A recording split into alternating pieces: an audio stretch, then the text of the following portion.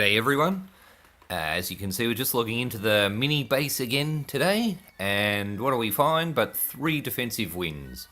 So that's very nice. Always enjoy that, but as you'll see, we're probably short on resources once we get in there. That's all good. We're doing alright actually. Maybe they didn't get too much. Let's jump in and have a look. And yeah, I mean, didn't really bleed too much resources there. That poor first guy got 46%, that's pretty close. And then we've got a 12 and a 23. Still waiting on that upgrade, 6 minutes to go. So what we'll do is we'll do a couple of attacks, and then we should have that upgrade finished and we'll start some things building. So happy times. Alright, what do we got in here?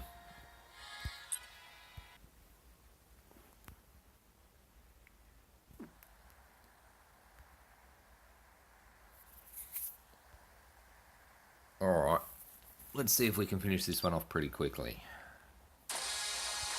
So once again, Chewie goes into the mortar so it doesn't even fire. Once it's gone, throw down the other Wookiee. Speed things up, take the resources on. Now one thing you can do to avoid traps is actually drop, if they've got buildings right on the edge, you can drop on the outside of the building and be reasonably confident you're not going to trip a trap. Especially if they're close together like this, there's no way that we could trip a trap. Let's try and say that 3 times fast. But if you drop, so look, if you watch this transport here, if you drop to the side of it, easily could be a trap there and you might lose your unit. So instead, just by dropping on the edge of the map, you guarantee that you're not landing on a trap. Not really that important at the lower stages of the game, because there's not many traps on the bases. There's only 1, 2 or 3 traps, 4 traps, depending on what level they're at and how many they've built. But and also the traps are low level, so they don't do that much damage. But later in the game, when you get up to the higher levels, traps actually can give you a really hard time. They, when they get upgraded, they do a heap of damage, and landing on them can be an instant kill for your troops. And if that, for example, is your squad center, and you're a level 10 with 40 spaces in your squad center, and you drop it on a trap and lose all of them, that right there can be the end of the battle for you. It can almost guarantee that you can't take down a really big base. So dealing with traps and learning to play smart to avoid them, or to identify where they would likely be, and also using troops that go out and hunt down and disarm the traps, like the Rebel Vanguard. But a Rebel Vanguard will just go around looking only for traps until they're all blown, and then start targeting other units, other buildings rather. What have we got in here now? Oh, okay. No Wookiees in there, that's alright, we don't need them. And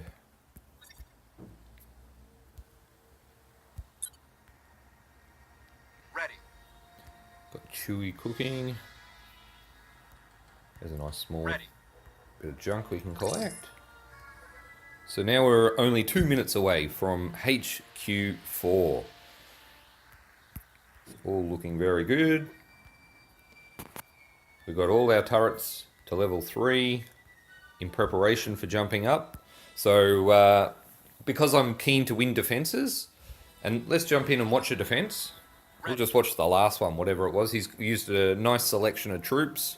He looks to be, well, he's got some level 4 units, so he's potentially a level 4 player, most likely, or he's been donated some level 4 stuff in his squad center and he's a level 3 player. So let's replay that. So he's at least our level, or possibly a level above us. And how is he attacked? He's attacked from the bottom, and you can see they're both targeting the one turret. He's tripped our squad center, and rather than take it out of our base, he's battling it with it inside our base, which is actually really bad for him. His units, as you can see, are targeting other things, while our squad center units are targeting his troops directly. And he just keeps dropping and hoping. And this technique has very unlikely to net him a win. Even though he's dropped his flag, which is, you can see that little flag there, that indicates where he dropped his squad center. So he's thrown down everything in this attack, and he's given it a good crack, but it's just not been enough because he didn't deal with our squad center. He really needed to bring it out and kill it outside of our base. If you trigger a squad center and take it on when it's buried inside its own base, your troops are going to be busy taking on turrets or the buildings in front of it or even the wall pegs, and that just gives the enemy squad center so much potential to take your units down. It gives them longer, they don't get attacked directly, or if they do start getting targeted, it's only by one or two things at a time and not everything at once. So baiting units out is one of the most crucial parts of the game. If you can learn to do it well, you can take down some really big juicy targets. Okay, we're ready to go here, so let's jump in for another battle. And actually we might do that Humble Beginnings mission. Let's get some crystal for that. And then we'll get some stuff upgrading. So here we go. I don't really have... here's a base design where he's buried his HQ in the back. And someone could come along and just do this. Drop one rebel and take out the HQ for the win. So he's not got his turrets or his squad center set back far enough to actually take care of an attacker taking on his HQ. I could probably even pick up a few resources by dropping right next to these resources here. And again, his turrets aren't doing a thing. I'm cleaning up his actual... I'm going to get at least 1 star. I'm going to get the key resources there. And I could not set his squad center off and even move into these other resources. I'm going to set off his turrets if I do, but they're only going to pick them off one by one, and I'm going to clean up most of his resources. I'm not trying to win this battle 100%. I'm just showing you that even if this was a really big, it was beyond my ability to take on, because of its layout and its design, I can still get a win against it, and I can pick off most of its resources. So let's see if there's anything in his squad center. Yep, there is. So actually he had an awesome squad center, and he's let me pick up a win without really doing anything. So just poor design there has cost him any chance of a win. So let's bait them out and see what we can do against them, just with some rebels. Bring them up. In fact, this is another tactic that you can use, is to bait them out like this, and not even, if they're slow units like that, we can pick off some more resources down here. I'm not even dealing with them, I'm just going to collect as much as I can against him by leading them away. And now they've killed my unit, the first one, and now they're onto the second one. So again, that's just not great base design, and it's cost him 2 stars instead of 1, and I've got almost all of his resources. So we'll just pile them down, we'll pick up that last bit of resources rather than go for the 3 stars, and we're out of time. So easily could have cleared that up for 3 stars, but I just wanted to show that the base design, in terms of where you put your turrets, overlapping fire, and your squad center are all crucial in defending. Alright, so let's jump back in, and we are at level 4. Woohoo! And we're off and running. So you can see you get a bunch of new stuff. One of the important ones, of course, is the factory there. So we'll be able to make mechanical units. We get shields, awesome. Rocket turrets, also brilliant. And probably most importantly is the scout tower, because we want to start doing hero defenses. We also get an extra transport, and that is a massive boost to our attacking forces. Not that we really needed it for our attacks, but we now will have an extra 20 to start with units. We'll just throw this out anywhere for the moment, because we're going to redo our base for heroic defense. And let's build the scout tower. I'm not sure how long that takes. So in terms of what I would build, I'll build that transport. I'm keen to get the factory out there. Not worried about the extra barracks right now, because I'm pumping out plenty of troops. I'm not worried about the credit market or the alloy refinery. I'll build all those things and the walls later on. The shield generators would come after the scout tower, the transport, and the factory. So that would be the order that I'd do them in. Okay, how long does this take to build? I didn't actually look. I'm going to stick this in the corner. It's instant. Brilliant.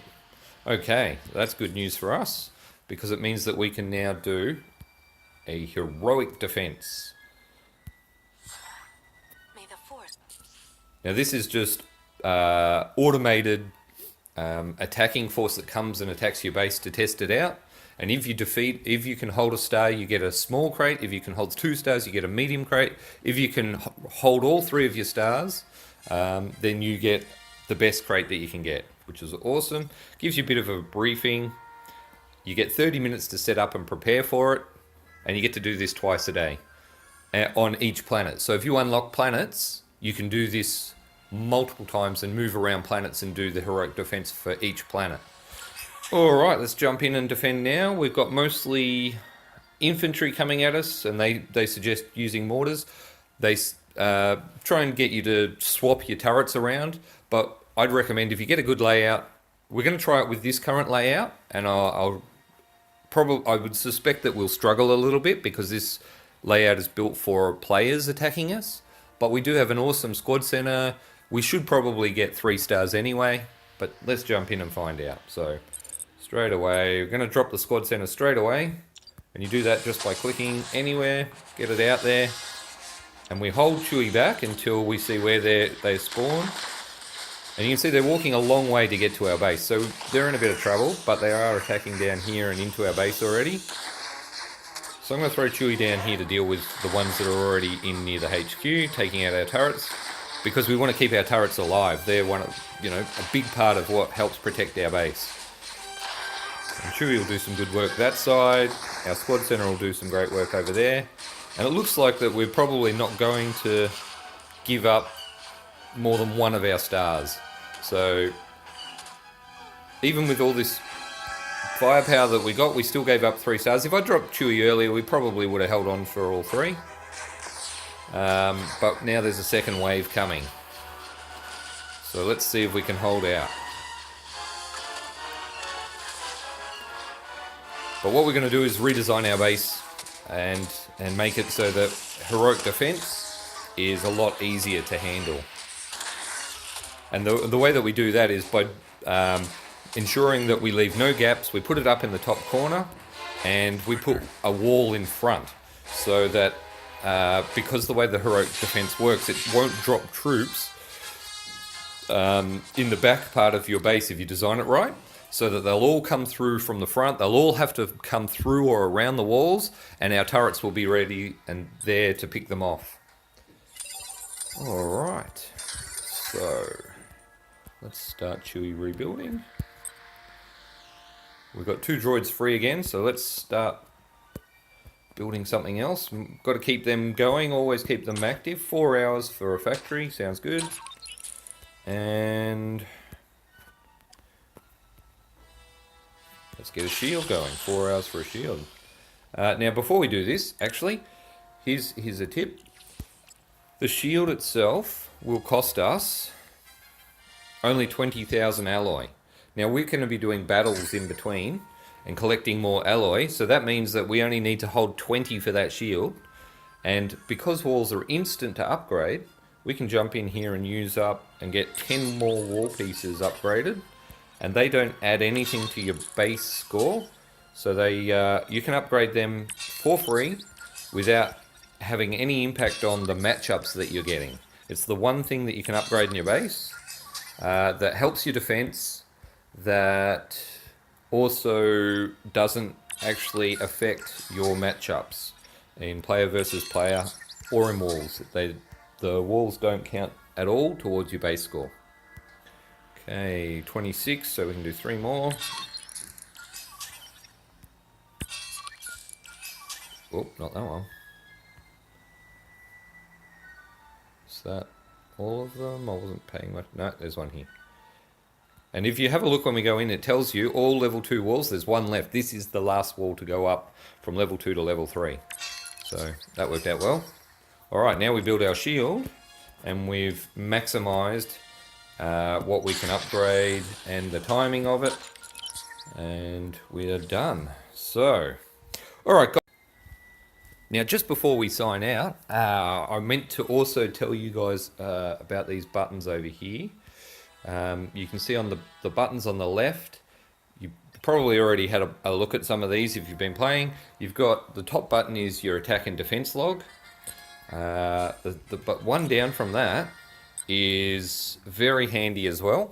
It's your leaderboard, and what you can do there is you can check out on different planets how people are going, how squads are going, and more importantly, how you are going. So if I click the Find Me button there, now I've only done one attack in this new conflict, I think. I only just started, but it will come down. Oh no, there you go, we've done 2. So it shows us our progress. We can look at people around us and see how we're tracking. It's also good to note how many defenses you've got. So you don't actually record any defense wins in a conflict until you do your first attack in that conflict. So you cannot start earning, even if you get 10 defense wins overnight and the conflict's been running for 3 days, if you haven't actually put in one attack yet, you don't start earning any conflict points for those defenses until you do your first attack. So when a conflict starts, it's worth just getting out there straight away and doing at least one attack if you can, because from that point on, any defense wins you get will count towards your conflict points and your position on the leaderboard. You can also look up squads, so if you haven't joined a squad yet, there's no point trying to join one of these top squads. They're just not going to let you in if you've got a mini. So what you can do is go to the featured instead. Jump on that featured, and it will show you squads around your level in terms of numbers and which ones are available and open to all, so that anyone can join them. And you can get in there, make sure you say hello, and find yourself a good active squad. Also, you're more than welcome to come and join us. Come do some wars with us, and we'll run you through all sorts of stuff in squad that we can't cover in these short videos. So if you'd like to join us, we're at Tilda Force Tilda Skywalker. Lots of activity, lots of great donations, and it's growing quickly. So get in while you can. One more nice benefit of getting to level 4 is that you can get more crates through the planetary objectives. Now, we've only got Tatooine unlocked at the moment. Once you get to level 5, you can get a planetary command and get access to another planet. So you can unlock another planet and get objectives on that planet as well. So you can do double objectives. But if you have a look at here, we do have Tatooine now. From level 4, we get these objectives. Earn extra crates that way, and and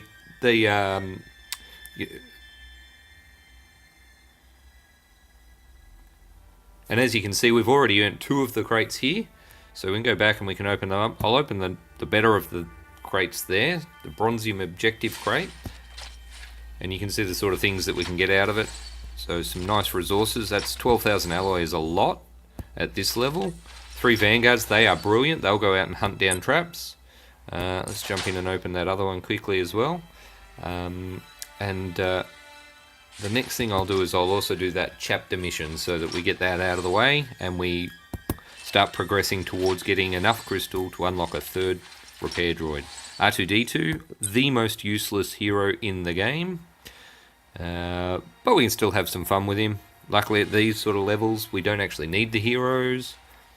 Right, okay, into the chapter mission. So just above the objectives is chapter mission, and this is our last one for this particular set of chapters. We're going to earn some crystal for it, and nice looking base. Now we've been given some units here, and that allows you to try out some extra units you haven't unlocked yet. For example, healing droids there. We've got the Juggernaut, which is awesome. Excellent at taking out shields, and then it moves on to becomes a generalist. So let's get in there, get started, and take this base on. So the way that I would do it, probably stuff will come out, so you use your rebels to defend whatever comes out. Start with the mortar. It can't fire at us because we're so close. We're not in range of that burst turret. Let's get a med on this Wookiee. Okay, so we've taken out one shield already. Let's get the other shield here. Mortars don't do much to vehicles, but the burst turret does. So I'm starting with a mortar, and then I'm going to throw down a few rebs and stick a healing droid on them, and that healing droid will keep most of them alive, possibly even keep them all alive. There you go. Burst turret couldn't deal with the healing power of the medic droid. Repair droid. Medic is the Imperial version. And this base is done for. So just to speed things up, of all the things left, the building that will take the longest time to destroy would be the transport. So I'm going to bomb that. There we go. Gone. And we hardly used anything, and under a minute, all done. And the ones with the round circles are the bonus units that you get to use. They won't be in your base, so you might as well use them all up. Try them out. And they just help you get through some of the chapter missions. There we go. We've got some nice crystal there. Most of the chapter missions will give you 15 crystals from memory. So if you get in there and complete them, they get a little bit harder, but you could probably get through them at level 4. You could get through the next set, no problem. And with some more of the junk around the base, you'll probably be pretty close at level 4 to getting your repair droid, your third repair droid. And just a reminder, the top left there you can see that little icon that's circular. Don't forget to check in there, or when you first log in, check for any samples. And again, every time there's a new conflict with a new unit, or anytime they add a new unit to the game, they'll give you samples that you can claim and try out, and they go straight into your HQ. So you can see in the unit samples, we're now building up a nice little bundle of stuff to try out and use. So alright guys, so what I'll do is in the next installment I will do the design of the base for Heroic Defense. I'll run you through where I've put everything and why, and we'll do another Heroic Defense and you'll get to see the difference that it makes. If you've got any questions, please feel free to just drop them below, and hit that subscribe button so that you get notification of updates when I post new videos. Thanks for checking this out, and I'll talk to you soon. Cheers guys.